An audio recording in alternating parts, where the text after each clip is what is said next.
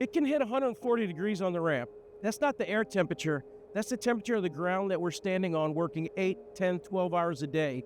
The heat doesn't care if you're on probation, doesn't care about your seniority. You could be here 2 months or 20 years, and the heat affects you just the same. This is what every member needs to know to stay safe and look out for each other. Every summer, ground operations members work in conditions most people would never experience. Triple-digit heat, no shade, steel and asphalt everywhere, keeping the temperatures up long after the sun goes down. The company expects the operation to run.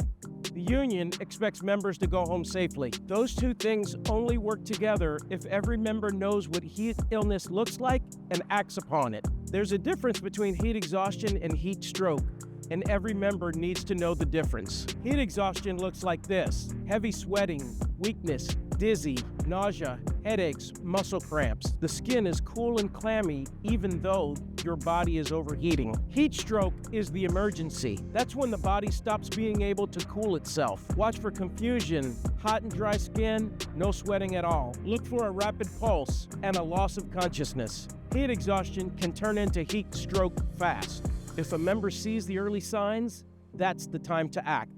Don't wait for it to get worse. And here's what matters most.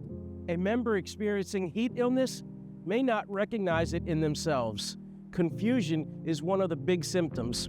That's why every member is responsible for watching their brothers and sisters and not just themselves. If a coworker stops making sense, seems slow, confused, say something. Don't assume someone else will. Hydrate before work, not just during. Water is the priority. We hydrate today for tomorrow. Sports drinks can help replace electrolytes, but they are no substitute for water. Avoid heavy, greasy meals before a shift.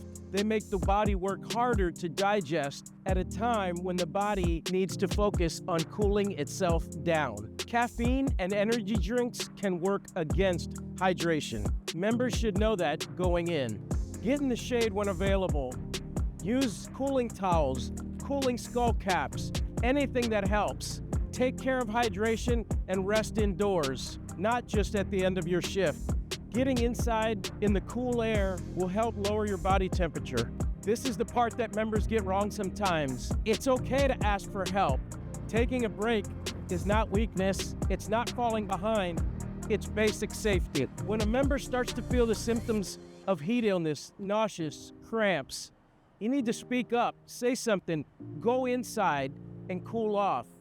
The ask is that you communicate and say, "This is Karl. I'm at gate 5 going inside to cool down. I'm not feeling well." And if you see one of your brothers or sisters in the same shape, speak up for them, communicate, get on the radio, call for help, get them inside to cool off. Heat illness escalates fast.